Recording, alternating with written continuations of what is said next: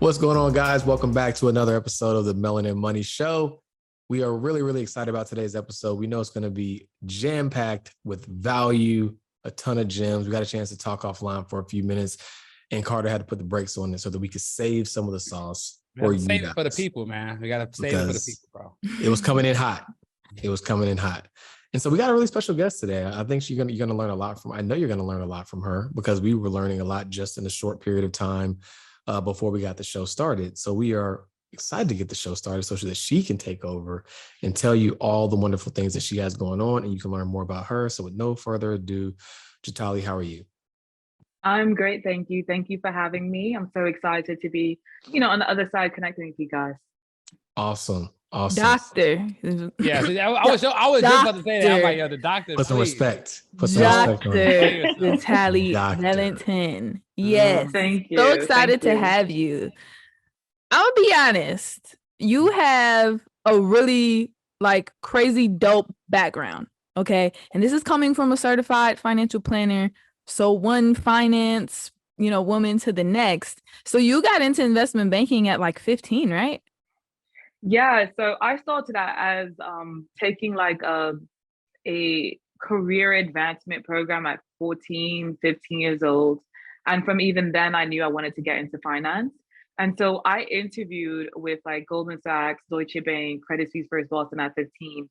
And they were like, yeah, at 15. And so they were like, well, you're the youngest person who's interviewed with us for our paid intern. No, that was actually in the United States. So I actually did about 2 years of high school in the United States. Shout out to Jackson High School in Queens. So if you know Andrew Jackson, it's a scary school. But but because I was coming from the UK, the school had all these divisions like law and government and things like that. It made it sound really posh. And then you got there and you're like, wait, I'm in the hood. You didn't even know what was going on, yeah?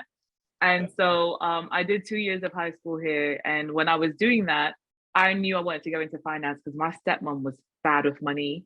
And it just really made me I need to get into this money world. I need to know money.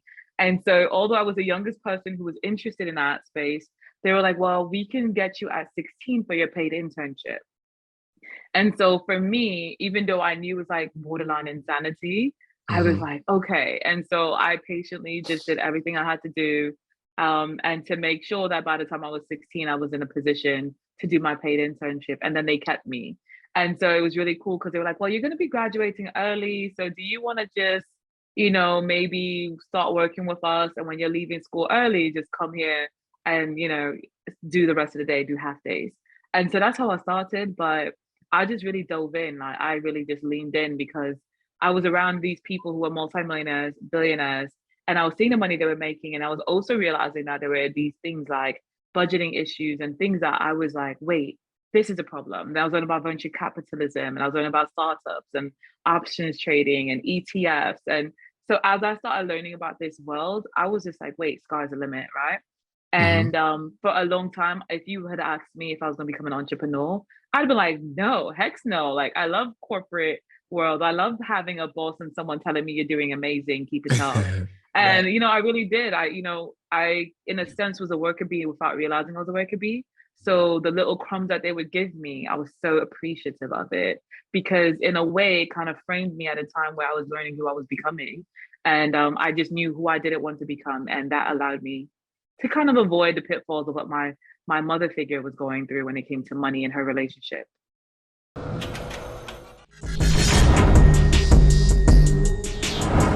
Hey, what's going on, guys? George Achenpong here, founder of Melanin Money. And I'm super excited to tell you about our third annual Black Wealth Friday. So every year we do an initiative where our goal is to turn the largest consumer spending day of the year into the largest wealth creation day of the year for people of color. And it's very simple and easy and absolutely free to participate in this initiative. So all you have to do is on this page, enter your name, email, number, and the amount of money you think, the range that you're going to invest during Black Wealth Friday. That way we can get a rough idea of who's with us on this movement. Now, here's what you get for joining this initiative with us. For doing so, number one, you're going to get access to a free mini course It's going to give you the basics and understanding on how to invest, so that if you're new to investing, you have an idea on what it looks like this Black Wealth Friday, and now you'll have insight for years to come. Number 2, we're going to select a winner at random to be able to win $500 to jumpstart their portfolio and investing journey just by participating in Black Wealth Friday. Now, in order to be eligible to that, you have to do 3 simple things. Number 1, you have to complete this form for the pledge. Number 2, there's going to be a form that you get redirected to entitled the Black Wealth Report. And that is essentially our goal of taking Black Wealth Friday beyond just Black Friday and being able to help you all year long by getting a better sense of where you are in your wealth building journey. And last but not least, after Black Friday is over, through Cyber Monday, we will reach back out to you for you guys to upload a confirmation of whatever investment you decided to make, right? So whatever account you already have or whatever account you set up, all you have to do is create a screenshot of that, and you'll be able to easily upload it in less than a minute to this very landing page. And then that's all you'll have to do to be entered to win. So guys, please join us on this historic initiative of radically transforming what it means to build wealth as a person of color in this country. Because if we all just take a small percentage of the money that we ordinarily spend during the holiday season and we invest it instead, we can make this the largest wealth creation day or set of days for people of color every single year. So I thank you so much for your participation, and I can't wait to see you guys on the other side. Okay, so I'm blown away, because when I was in high school, and I probably shouldn't even say this, but when I was in high school, I would go to class half the day, and then the other half of the day, I would go to Little Caesars. I wasn't going Little to Caesars. That was of my all the pizza job. places to go to. That was my job. That was where I worked. Okay, fair enough. There was no Goldman Sachs, none. So what? So you said that your stepmom sparked your interest because you wanted to have better money management skills. But what set it off for you that was like, oh, big bank, that's where I need to be? So, all right, to be clear, like my dad was really amazing with money. And when him and my mother figure passed, separated, it was because she was overspending his money. And he was like, you're not going to make me go broke. And then in that time frame, from the ages of 6.5 to like 8.5, I saw her live borough to borough, 1 minute in a posh neighborhood, the next minute living in someone's basement, right? And so I remember there were days that she would go to work and leave me as a 7-year-old in the house. Like, let's say it was summertime, I came to visit her. She would leave me in a house with legit no food. And so I came from like my dad, we had that steak and lobster life. And then you go to like Brooklyn, New York, and my stepmom or my mother figure, she was more like, okay, I forgot to get groceries, and I would like literally have bread and like sugar water. And so I really got to see that extreme poverty, or that aspect of someone who I would watch like go gambling and bring me to these like slot machines, like these hole in the walls behind like a bodega, and you go in there and there's a slot machine, and she's like, I'm gonna make my money back. It was just like bare things that was just like, people talk about, but I got to experience.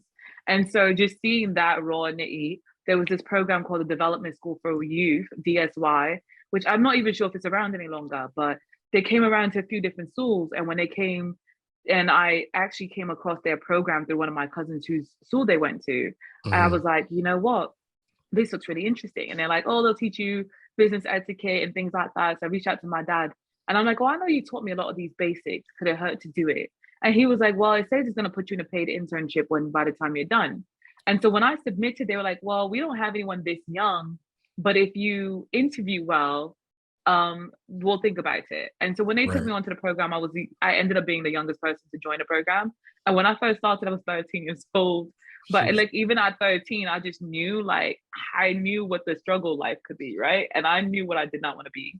And so that was like my biggest motivator, is like, I think fear can cripple you, of what you don't want to be can cripple you, or it could really like, pressure bust diamonds, bust pipes, or create diamonds. So for me, it wasn't going to bust my pipe, because I just knew, like, I saw the good life, and I knew I wanted to continue that good life, right? I wanted to be able to keep traveling and going on trips and things like that my dad had done for me.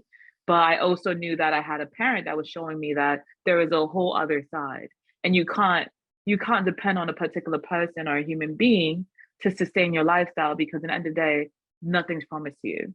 Yeah. So that's interesting, because it's almost like some people have either or experience, right? It's like either you have a really sheltered life and it's like, okay, well, I only knew the good life, and that's good to get exposed to that, but then you have no context to what it could look like, and maybe that leaves you vulnerable, right? Because you don't realize that there's a cruel world on the other side of things. But it seems like you had kind of like the best of both worlds. Well, and now maybe in the moment when you were drinking sugar water, you didn't feel like it was the best of both worlds. But in hindsight, right, it's like, okay, well, because of this extreme polarization of the good life and the not so great life, you have enough context to be like, you know what, I know what this feels like, and I don't want to go back. Whereas if you're kind of just like shielded from that, you don't even know that it exists, and then something could happen if you're not prepared, and you can find yourself in that situation. So would you say having that balance was a catalyst or very helpful for you in your evolution? 100%. And I mean, so even, let's be honest, when you hit 18 years old and then you hit 21, like at 18, I was starting to make like 50, 60,000. By the time I was 21, I was making like six figures. And so for me, I had these moments where there was a lack of balance because I was used to making so much money. And then it's like, your friends are like, oh, we're going to take a private jet to go to Saint-Tropez and St. Bart's. And I'm like, okay, about that life, I got the money. And you get caught up in it, right? And then I look at my coworkers who are in their 30s and 40s, and they are living in these mansions, and they have these Hugo Boss suits and things like that, and Giorgio Armani suits. And then guess what? You, especially as a woman in a male-dominated world, and then as a woman of color in a world that was predominantly Caucasian, I'm going to want to rock the Hugo Boss and Giorgio Armani suits too, because I want to make sure I fit in. And I stopped wanting to fit in when I got to like around 19, 20, because I remember it was the simplest moment where this woman I was working with, the Irish woman I was working with, when I straightened my hair and I came into work, she's like, you look so much more professional with your hair straight.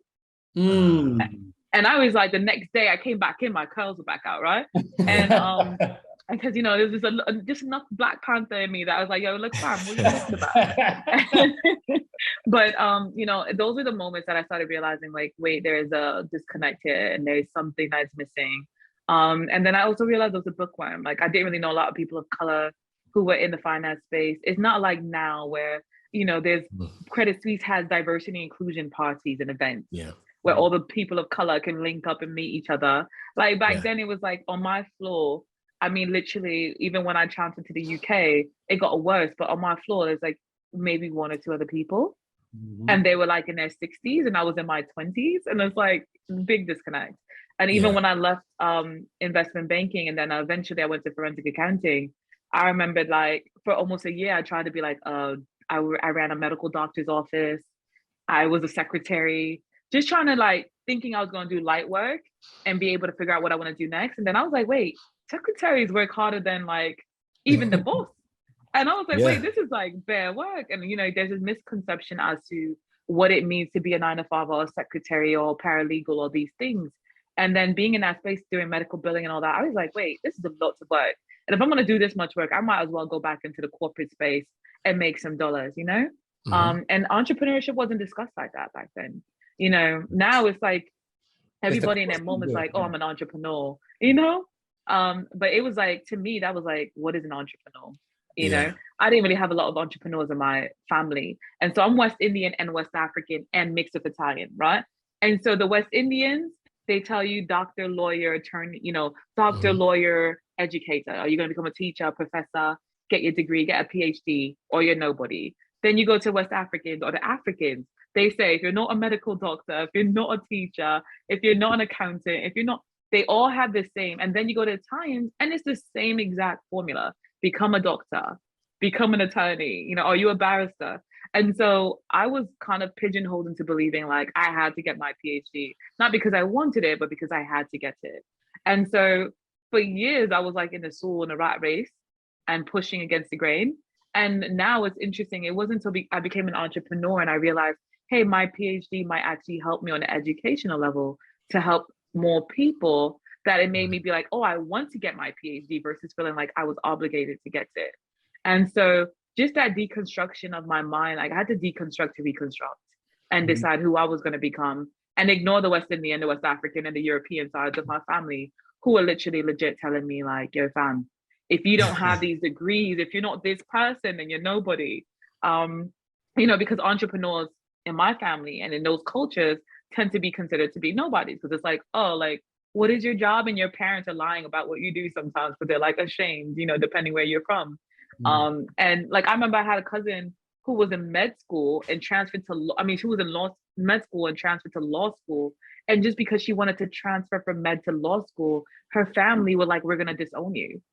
And, you know, like, and I was like, your family, you know, she's like, that was on the Nigerian side of the family. And I'm Cape Verdean mixed on the West African side. And so for her, it's like, just, they were like, we already have an attorney in the family. We don't need another barrister in the family. We need med school. You need to go to med. We don't have any doctors. You need to go to med school. And, you know, just because she wanted to transfer, her mom was ashamed to talk about the fact that she was leaving one degree. And I was like, this is bloody ludicrous. There's a lot of pressure, a lot. Yeah. So you know.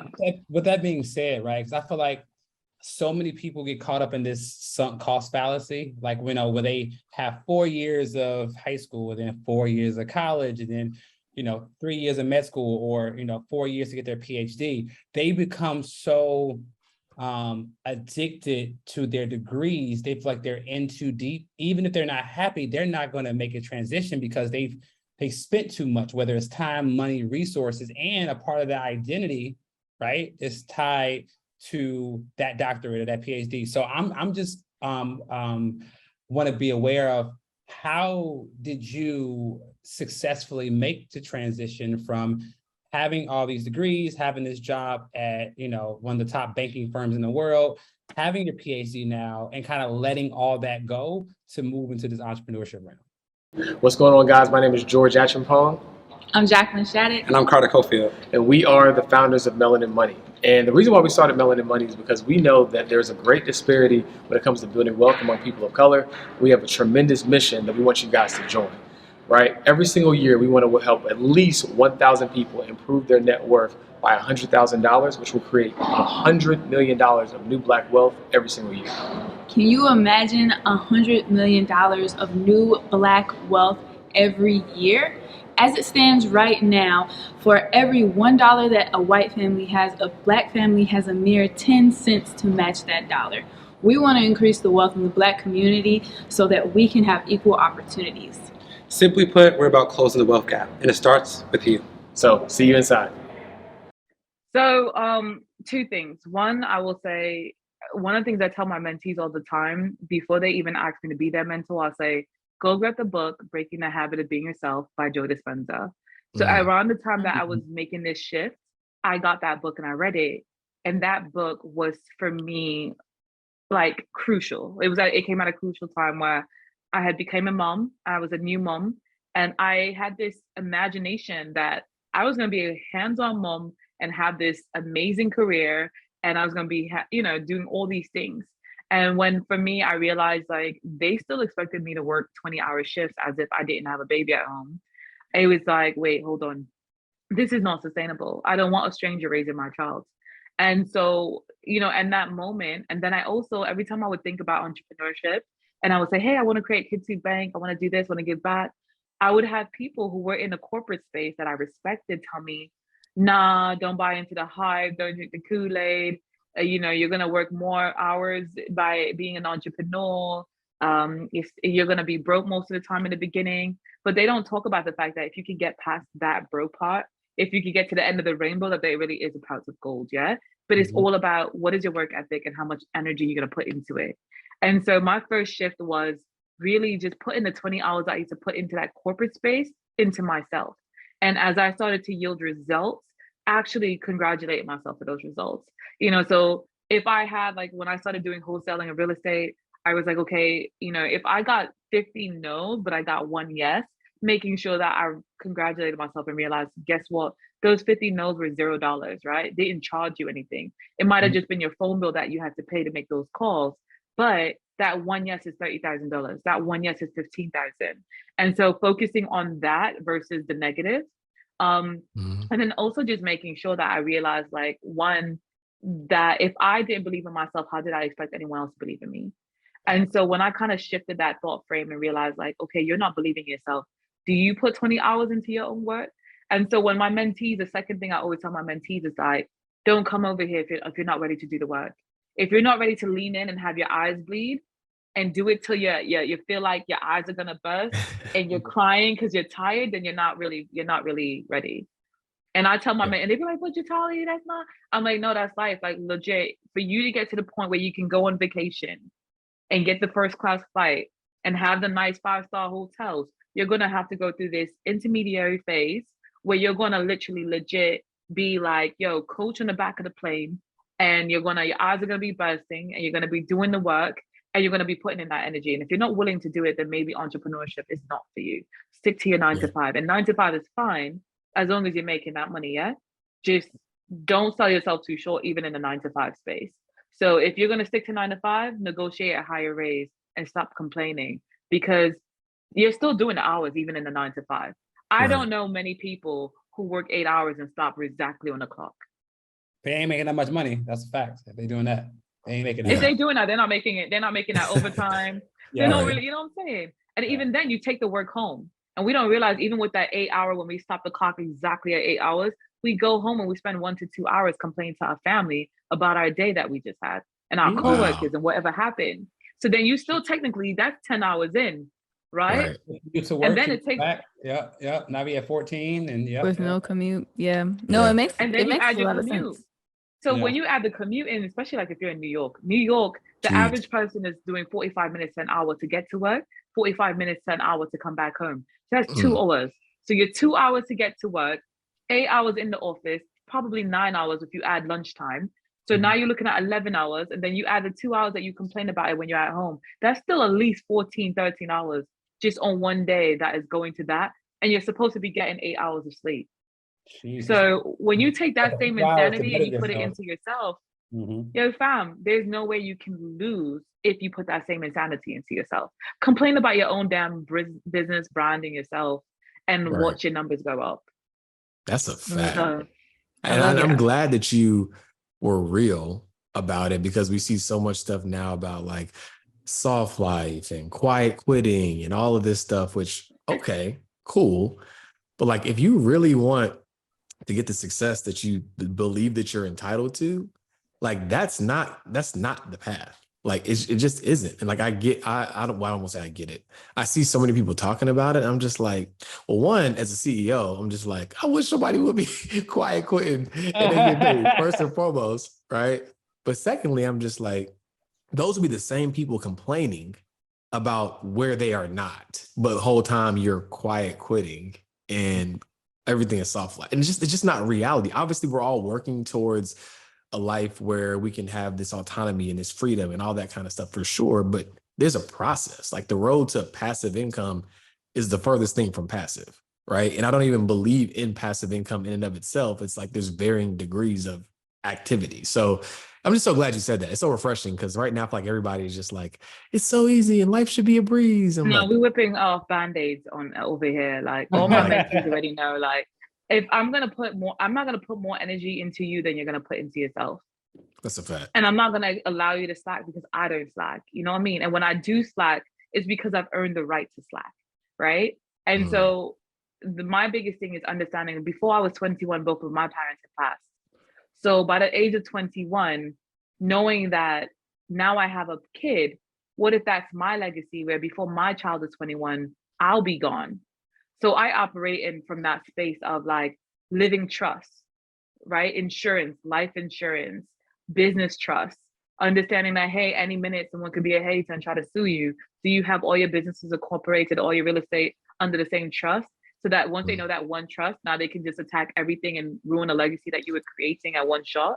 You know, like all of this, the layering, understanding like, hey, if you made 1 million, but you paid 33% in taxes because you did everything under your personal, then you really didn't make 1 million, because now you have $330,000 in taxes to pay back. And, you know, or $200,000 in taxes to pay back because you wrote off some stuff, but not enough.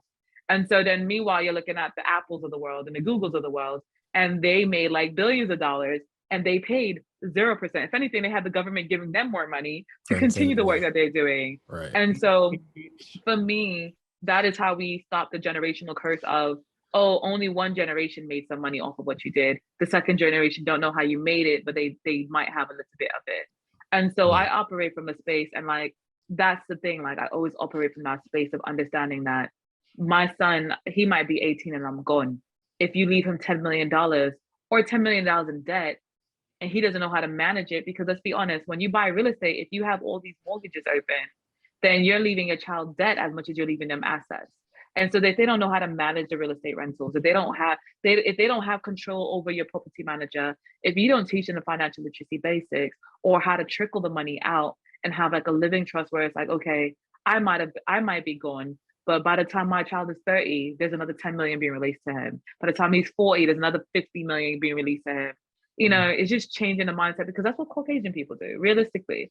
Jewish, Russian, whatever you want to be, German, you know, all these different cultures, the ones who are the most successful, that's what they do. They trickle it out, and they don't give you all your money at one shot. And then they have an attorney who's an executor to say, you know what, you say you have a business plan and you already spent the $5 million that we gave you to live the last year or two. Well, let me see the business plan. If it's a good business, we'll allow you to dip a little bit more into the money that you have coming out to you in the next few years, so that your child isn't just dumbing out on their own. So it's just like these little things just shifting the way we look at our relationship with money and even how we manage it. What's going on, guys? I'm George. I'm Jacqueline. And I'm Carter. And we are your money mentors. But today we wanted to talk to you about a really special feature, Financial Flicks. Can you imagine an entire on-demand library of financial content across three main categories: wealth building, entrepreneurship, and personal finance, so that you can take your finances to the next level? Guys, when you replace entertainment with education, your life will change forever. Imagine replacing 1 hour of Netflix with 1 hour of Financial Flicks. Imagine how much further that could take you to your financial destination. And we have the perfect library for you. Yeah, so if you're ready to financial flicks and chill with us to put more of your energy into education, then join us in the club. We can't wait to see you there. See you there. Yeah, I love that. So you made some of a shift from traditional investing products into more crypto, non-traditional. Can you share with us what that shift was like for you? Was that something natural that you should have just taken, or were you kind of different in your peers and like, hey, I think I'm going to follow this money here? It was really just seeing people that I knew who were winning from it. And so like I met a person who made $84 million from a virtual concert. I won't name what celebrities were in that concert today. I don't put all their coins out there, but he literally took $750,000 equity out of his house and created this concert. He did a virtual concert with celebrities, and some of the celebrities, and that's the reason why I won't mention the celebrity names or because I don't want to put it out for the spot. But some of the celebrities didn't even show up to the event on the time when they were supposed to. So he had a fail safe where he pre-recorded them performing at this virtual concert. And then he had like fake staged avatars dancing, and then he had the celebrity stage shout them out, so that when the actual event happened, those fake dummies were there dancing, and people thought that he was really shouting out people that were in the crowd. And so when I saw the simplicity of that, and then noticing how he became his own bank. So in crypto, you can use like a liquidity protocol like Aave. So like he took $40 million of the money that he made, put it on Aave. So he lent it out, which means you don't pay taxes on money that you lend out. And then he borrowed against it. You don't pay taxes on money that you borrow. And with liquidity protocols, you can borrow up to 75%, sometimes 80% of the money. And so when I was watching this multimillionaire take this money and basically become his own bank in essence, and then took that money and bought investment properties, and bought assets that were considered investment assets, such as he bought a Patek Philippe skeleton watch. And because he lent it out to rappers and videos, he was able to write it off. And then he bought a Lamborghini, but because he lent it out a certain amount of time throughout the year for music videos, once again, he's able to write it off. And so there were things that he didn't have to pay taxes on. And so when I was really watching him navigate, I was like, bloody hell, what is this NFT crypto metaverse stuff? And I just was like, I gotta learn more about it. Like, I had a little Bitcoin. I did see people that I worked with, and people that were colleagues from like Goldman Sachs and Deutsche Bank. I knew older people who were traditional mutual fund stock people like myself, who were in their 80s, who were buying crypto like Bitcoin. And when I saw them buying Bitcoin, I was like, that was my first moment. And so that's when I started crypto, because I was watching that. And then on top of that, I remember at the time, my husband at the time was like, we were talking about something, and he's like, Bitcoin is interesting, and he's like really left brain, like Virgo. He overanalyzes everything. So by the time when he was like he's about to buy a hard wallet, a cold wallet, and he was gonna buy Bitcoin, I was like, oh wait, no. First off, these old 80-something-year-olds are doing it. Now he's doing it. I was like, no, I gotta look twice. And then by the time I started diving into crypto and then realizing that wait, this NFT stuff wasn't going to go anywhere, it was just for me, it just made too much sense, because coming from stocks and bonds, venture capitalism, startups, options trading, and then you realize, hey, you can use different websites where I see tools and things like that, where you literally can actually kind of time the market when it comes to NFTs and see what's trending and jump in. And you can also like kind of, also understand like Discord, the communities and how they rock. I was like, oh, this is just lit. And the more functionality they added, I was like, oh yeah. So I eventually created my own NFT. Although mine is more like sustainable charity type, giving back. But created my own NFT and was able to sell about 30-something thousand in just that alone. And I'd even promote it. And that was another mad thing to me. It was like, I'd even push it like that. And it was just my built-in community that was supporting it. And that was like another thing that was really great, I thought, because it was so decentralized in the space of everything is a transparent ledger. I can't fudge my book sales. You know what I mean? I can't sell, if I sell my books on the NFT as an NFT, I can't fake that. If I sell NFT itself, I can't fake it. If one person's IP address or one person's wallet address buys everything, then it's easily traceable. Like, okay, she said she sold $36,000 of this NFT, but it's the same wallet address that bought all of it. So does that really count?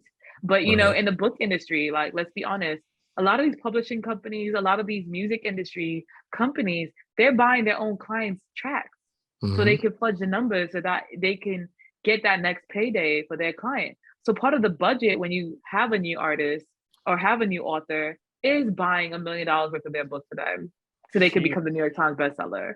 And so now you can't really do that. Oh, I'm sorry. I'll fall back. No, please. We want all of them.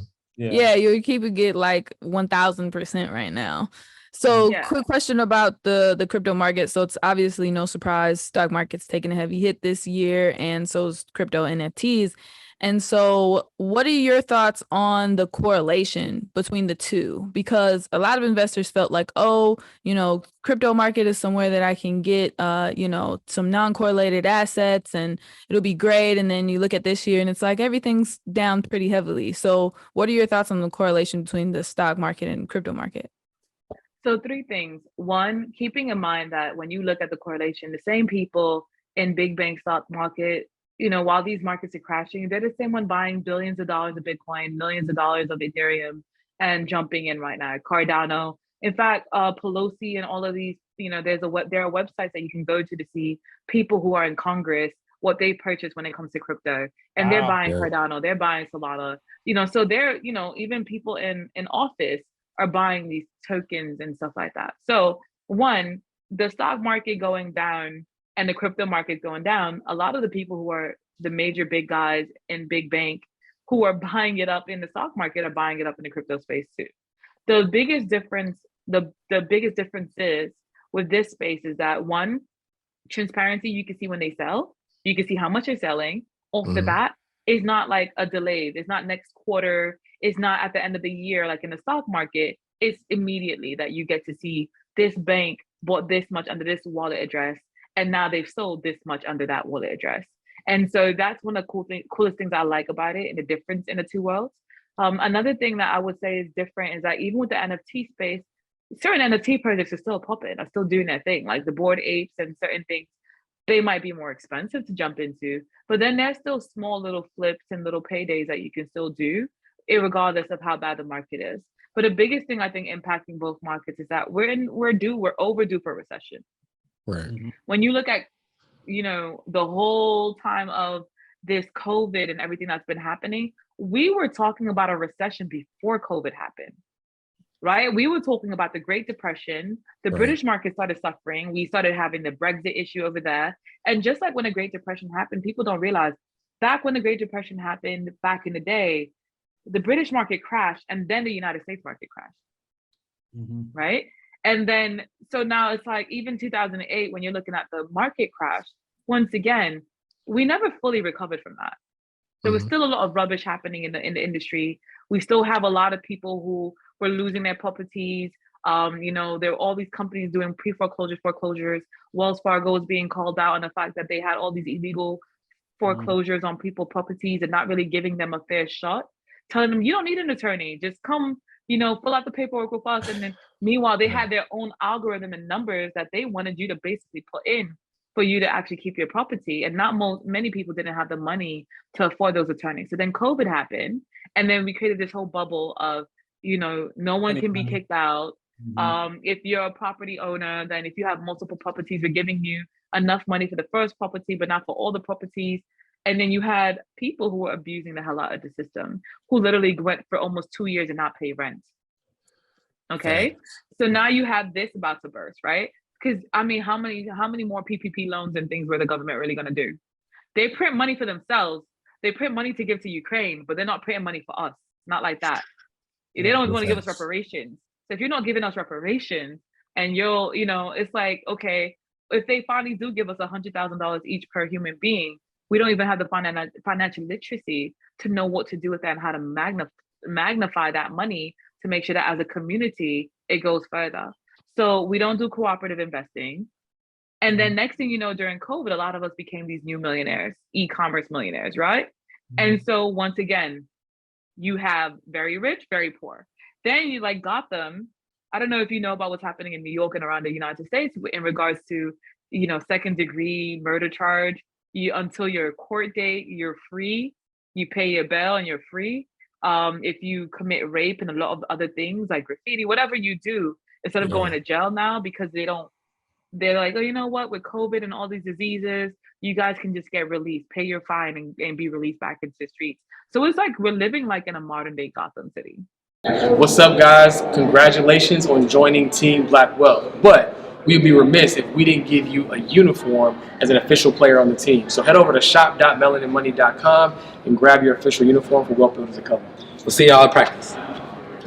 That's so crazy. So when you think about that, we're due for this recession is coming. It's like, it's not a question about if it's coming, it's about when it's going to officially hit us hard. And so, and how hard it's going to hit. Will it be recession or depression? Exactly. And so this whole conversation about crypto, I'm like, well, guess what, fam? In a way, if you got in early enough, you're still doing good. Because if you had something like Solana, you might have got it at 90 cents. So even though it went up to 200 and change and now it's down to $33, you're like, guess what though? I got it at 90 cents. So from 90 cents to 30 something dollars, hopefully you were smart enough to make some profits. But either way, you're not completely in the red and you haven't completely lost all of your profits. And if you came in at the time when Ethereum was at 4,000 and change, you only truly lose if you fully sell it and you're not able to hold out until we rebound. But it might be a year and a half until we fully rebound in the crypto space or in the stock market space. Some of the things, unless you're daily trading and you're up there watching that market and options trading, which is volatile as hell. Yeah. You know what I mean? And so the best things I think we can do are dividend investing, REITs, companies that, you know, like people don't realize, to give you an example, the FBI and the IRS and the CIA, their buildings that they actually house themselves in are actually owned by REITs most of the time. So the FBI, the CIA, the IRS are going to pay their rent. Right. So if you invest in a REIT that is in the stock, and I'm not going to say any particular name because I want people to be like, you said to buy this company, you know, so this is just my professional advice. Right. But my professional advice is, let's keep it real. When COVID happened, Chick-fil-A's line was like 3-4 blocks long, like legit. Okay. So people were still going to Chick-fil-A and still wanted their chicken. So guess what? Chick-fil-A is owned by a REIT. Their buildings are made by a REIT. And they're still building more locations. The FBI owned by a REIT, you know, their building is in a REIT. They're going to pay their bill. A lot of the hospitals, guess what? During COVID and people were sick, we needed more hospitals. So hospitals weren't shutting down. They were opening up, right? And so those REITs were creating those hospitals and those buildings. And so if you're investing in the right companies, even throughout a recession, you can make sure that maybe you shift your money from companies that can't handle a recession, that are going to definitely tank during a recession. And then also make sure that even in crypto, same thing. Like, what is your functionality? What's going to allow you to remain prevalent and stay around for another year to 2 years? What has longevity? And so I think people need to stop looking at the quick payday and look for the long-term payday. That's a fact. You just gave like a master class on fundamental investing and like, yeah, I was that was deep. Because there's like three key things that came out of that, right? Number one is like looking a layer down in your investing strategy. So to your point, Chick-fil-A is a great company, right? But the real business of Chick-fil-A, just like we all know with McDonald's, is the real estate. Okay, well, who owns the real estate? So forcing people to think a little bit more deeply about their investment strategy, right? Because even though sometimes the underlying businesses could fluctuate from time to time, if you own an asset class, right, that is impacted by that, that's gonna do well over the long haul, then you're still in a good position, right? And then to your point about long term, right? So it's like if you're looking for these quick flip short plays, yeah, you're probably going to get burned. But if you are strategic about buying things that you plan to hold for the foreseeable future, then that's going to put you in a much better position. Yeah, there are some outliers to your point who can find spots in the market and time it and know when to get in. But unless you're looking at charts all day, right, the average investor is not going to be able to do that. But you can still win in this game if you have a long-term mentality, right? So I think the statistic is at the 20-year mark, so far, at least in the stock market, right? Like if you invested for at least 20 years, you have a 100% success rate, right? So it's just like if you can have a long-term time horizon, you almost guarantee your success. So now I love that. Those are some really, really great points. Yeah, those are really, really solid points. And so I believe that a lot of your philosophy is centered around children and financial literacy, starting with the child. And so I heard that you have a big project coming up in Ghana. Can you tell us a little bit more about that? Yeah, I'm so excited to talk about it. So I'm building a youth-friendly event space in Accra, Ghana. And it's interesting because I'm not even Ghanaian, but I'm a businesswoman. And so I remember between the safety levels of just being in Accra, as well, just seeing the potential of how far my money can go there, I was like, this is it for me. And so the event space, a component of it, the upper floors are event space and the lower floors will be programs like, something as simple as agriculture class, teaching them how to do vegetables, yield the land, cannabis. They just medicinally legalized cannabis in Ghana so recently, within the last year or two. And so just being able to teach a youth, like, how do you grow hemp? Understanding that, like, hemp, for instance, hemp oil can be utilized for generators and things of that nature. And it's something that's really invasive that you can grow easily. So also having like metaverse classes, NFT classes, also doing, just robotics and coding and a lot of the workshops that should be taught but aren't taught. And then of course, like Taekwondo and some of the Afro ballet and like teaching the local language to tourists and expat community that is currently moving into the country. So that you're not just an ignorant person living in a country that don't know the language. And so, and cooking classes, all the fun stuff as well, besides the events. And then even down to our sound engineering floor, knowing that a lot of the sound engineering rooms around Ghana aren't really up to par. And so like knowing a few of the artists and people in the industry out there. So just being blessed to be like, okay, we're going to do a live band sound engineering room. So we'll have like someone who might have produced music for people like Jadena come out, or Burna Boy or somebody amazing like that, come out and teach the youth sound engineering, so that not everyone is trying to be the artist, and they understand like, hey, you know what? I could be a producer, I could be a sound engineer and make bare money from this. I could make tons of money just by being the behind the scenes person. And because realistically, a lot of times the artists don't make a lot of money. It takes a long time for them to make a lot of money. And so, and then it's in the endorsements, right? So it's not even them most of the time that makes the money, it's the endorsements. It's not even the music itself that makes them the real money. It's the endorsement deals that make them the real money.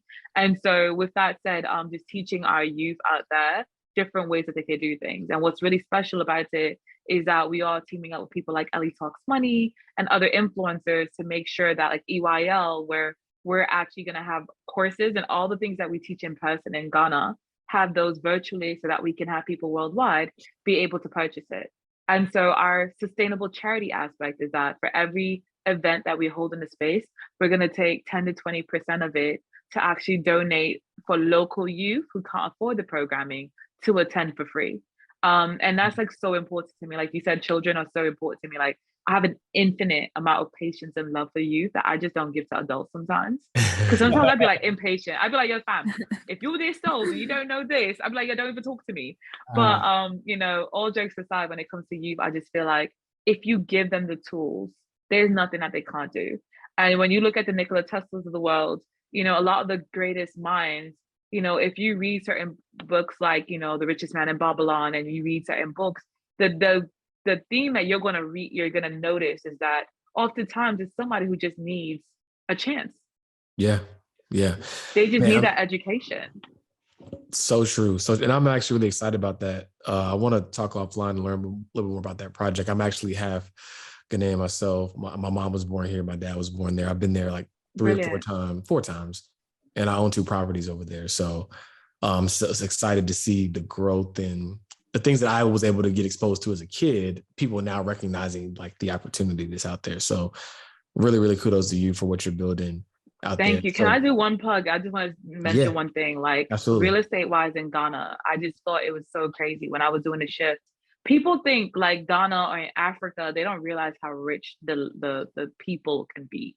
Absolutely. And so I remember even doing my rentals, I started selling a lot of my US rentals and buying a lot of my rentals in Ghana.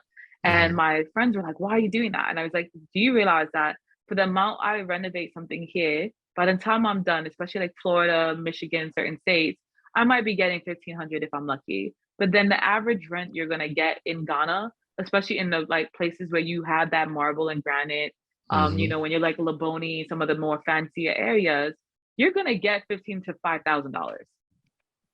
You're getting $1,500. You're getting $3,000 a month. You're getting $5,000 a month. And just to renovate it with the marble and granite to the caliber of what you would find in America, what's crazy about it is like, it's less. It's like a third of the price to renovate it and to get it to that level. But for a third of the price, you can get 3 properties at $5,000 a month each versus the one for $5,000 a month you would have been able to do in the United States. And so for me, I was like, oh, I'm leaning in. And so it was really cool and interesting to kind of just learn the market out there and realize like, okay, it's not like certain countries, and I won't shout out any particular country, but there are certain parts of Africa or the world, even the United States, where you got to watch out for the deeds and things like that. But if you can make the right connections, there is just like sky's the limit. Absolutely. So before we close, I guess I'm curious for our listeners, and maybe even asking for a friend type question like we always say on the show. I think you have a very unique way of spotting opportunities and connecting the dots for people. So for someone who's listening to this show and they're like, man, like everything she's saying is great, but how does she see it before anybody else sees it, right? Or what walk us through like your thought process, right? When you're trying to spot opportunities in the market, right? Because right now, even in the global markets in general, right now, there's a lot happening. But for someone who's like, man, I want to be someone who can identify these different opportunities, walk us through your thought process at a high level and how you think about these things and connect these dots. I'm a problem solver, like end of story. So when I go to any country, any state, I look at what are the problems and is it a solution that I can think of? And sometimes the solutions are the simplest things. And sometimes it might be something that we take for granted in America and bringing it back to another country. Sometimes when you're like looking at the stock market, it's like, okay, during COVID, I was shorting the market. So for my son's portfolio, we had JetBlue and certain aviation companies that I like, right? So the first thing we forget sometimes in investing is start at what you know. Don't go to what you don't know. So if you know you like to fly and JetBlue is your favorite and you hate Spirit, then why would you invest in Spirit and not JetBlue, right? Because you're going to obviously pay more attention when you see JetBlue's name on the headline. You're going to obviously, if you like to fly them, maybe other people like to fly them like you do. And then you do the numbers. And so when COVID was happening, and I realized, to give you an example, that guess what problem is going to arrive? People aren't going to be able to travel. So what was the first thing I did was like, okay, well, I know that eventually they can't stop the world from traveling for the rest of their life, right? So I knew that for me, I'm going to short the market. What does that mean? I sold it when it was at $13 and started to go down. And then when it hit like $5.90, I was like, okay, I don't know if it's going to get any lower than this. But in my head, I was like, yo, fam, I'm going to jump in now and I'm comfortable because even if this goes back up, I'm going to triple my money, right? And I'll triple my son's investments. And so to give you an example, one of the biggest things I do is like understanding what is the problem? What is the solution? If there's a problem where we can't fly, then why should I leave all my money in aviation? because I'm not going to get the same dividends and shares. But I also know that shorting the market is a good way to make a profit. And so I bought it back down when it was low, and I just made sure I was definitely like mindful of not fearing, like, you know, that FUD of fearing. There's this thing in crypto called FUD, fear, uncertainty, and doubt. I made sure I didn't operate from a space of FUD.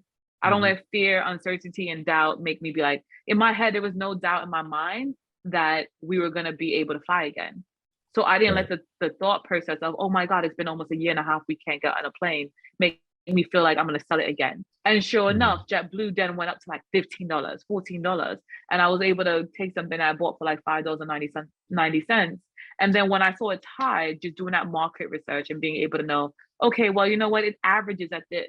So if it averages at $15 or so, and it's hitting that number, do I really want to keep this many shares of it? Right. Have I made the number? And not being greedy and banking profits, because a lot of times what we do is we get greedy. And we're not looking at the market to see, well, did they do something that's new that's going to allow them to break that $15 hump, right? So then JetBlue said, oh, we're going to start flying to England. But at that same point, I was like, well, your marketing was barely there. So is that going to be enough for me to feel like you're going to break that hump aggressively? Right. And so even when you look at companies like Apple would do things that would, like, okay, what's the problem? Oh, we're having a shortage of chips, right? So if you hear them say this is a problem, what is the solution? Somebody needs to create the chips. So when Apple says, oh, we're going to start creating our own chips, I was like, boom, I'm going to lean into Apple and invest more in Apple. Gotcha. Right? Because once again, problem solution. So anything in life that you're doing, if there's a problem, you need to find what is the solution. And if there's no solution to that problem, then you're wasting your money and your time investing in it. And that's my personal opinion. Yeah. And I think some of what I took from what you just shared with us is some of the harsh truth that I don't think a lot of people like to take, and is that you just have to put in the time learning the craft. So if you want to be a good investor, you have to put in the time to learn how investing works. Because unfortunately, you know, if you're listening to this and you're newer to investing, you're not going to jump out and be Dr. Bellanton's level of caliber. Like, that's just not what's going to happen. Like, it's levels to this. So you got to start where you are and use what you have. And so I know you offer a lot of really great resources for people who are just getting started, right? Where can they find those resources, and what do you offer exactly?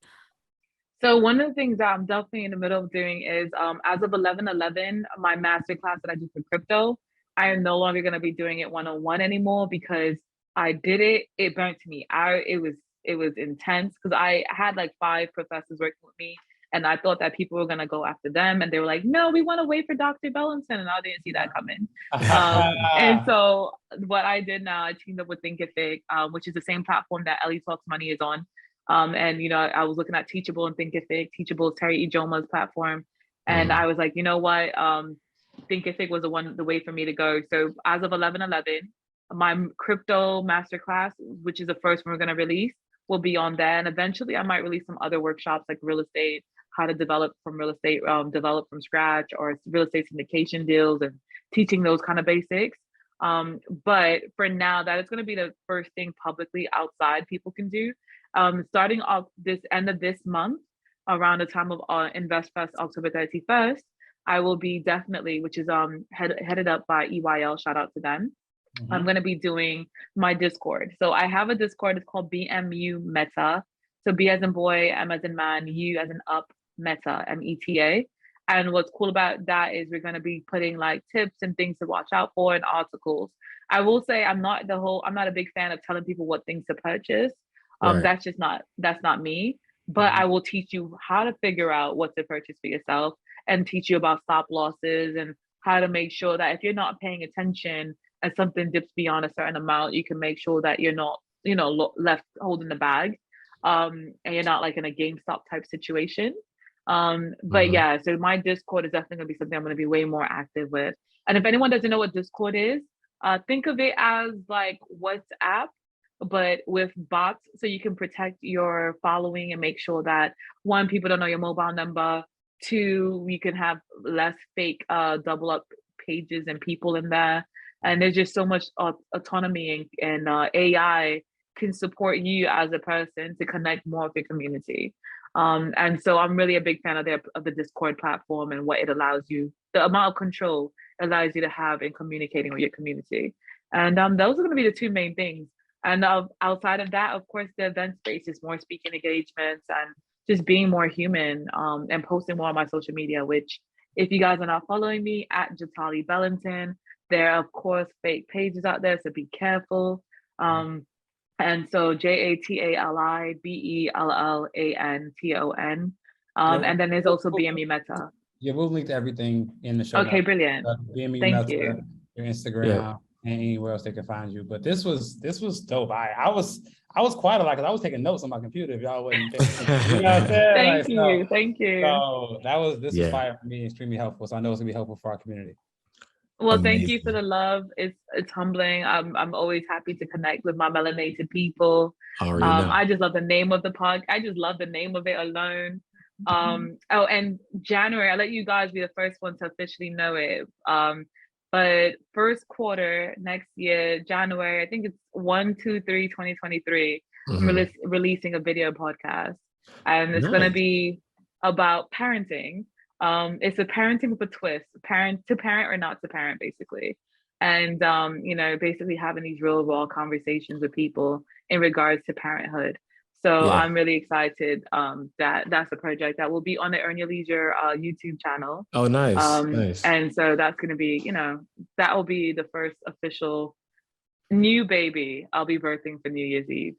Amazing. Well, you have so many great things going on. Thank you so much for sharing so generously with our audience. I know they're going to tap in and really embrace all the wonderful things that you have going on. And the last question we always like to ask our guests, because it's no secret that we are super serving people of color, right?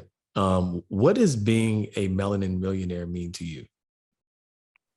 Freedom, true freedom, like choice to, I can choose to love, I can choose to go, I can choose to come, I can choose to parent, it's choice, it's freedom of choice. They say decisions are suicide. It's like suicide, decide. It's like you back yourself into a corner, you have really no options sometimes. And being a person of color, I feel like it's a privilege that most people don't have. And since I'm a water baby, I'm a Pisces, I like the sun and I like beaches. It gives me that little access where I could go in the sun and lounge and chill. But I also, that millionaire aspect give me that freedom to also do so as well. And Amazing. So that's what it means to me, especially because for so long we didn't have freedom. That's a fact. That's a fact. Well, Melanin Money is, by the time this goes live, it'll still be going on. We are starting our first official live podcast tour. And I'll go on record saying that when we visit, now we're not visiting the colder states until it warms up.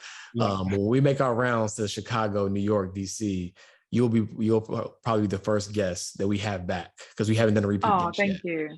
On our show that's live, brilliant. because we need that energy live and in person. So thank you so much for coming on the show. And all the listeners, make sure y'all follow her and tap in everything that she has going on. Until next time, peace.